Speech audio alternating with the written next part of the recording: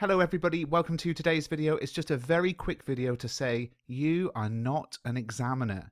Now, you might have come out of today's literature paper 1 feeling great, you might have come out of it feeling terrible, you might not be sure, but let me just encourage you, students themselves prove to be very poor judges of how they've done in exams. It always feels worse than it is, and I want to encourage you to move on from literature paper 1. Focus your efforts on your other exams. Try to avoid talking to everybody else about what they wrote. Don't worry about, what was the question, what should I have written? Don't worry about looking back at videos on the scenes that came up or the extracts that came up and thinking, what should I have written about this?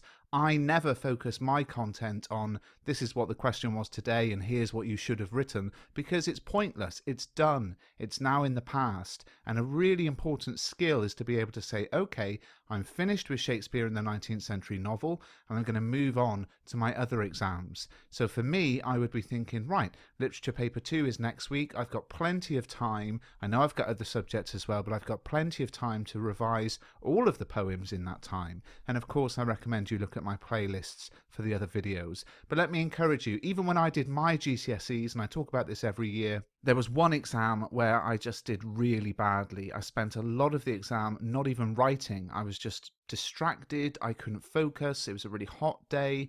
And some of the questions were things I didn't know what they meant. And I came out with an A grade. That was GCSE Geography. I will never forget it. I would have bet £1,000 that I was a C grade at best in that exam, but I came out with an A. So for example, you may have found today's paper to be really difficult, but that might be because it was really difficult, and therefore everybody would have found it really difficult, and the grade boundaries will adjust accordingly. So don't worry about how you did today, move on to the next exams, and of course I recommend my channel here. I've got videos on every single poem, I've got videos on Inspector Chords and the modern text you're studying, I've got videos on unseen poetry. I've just organised a AQA English Literature Paper 2 playlist, so you can see the videos in there. But do subscribe to the channel if you haven't done so already. Thanks for watching, and remember, you aren't an examiner. Move on, more exams to study for, and let's get going.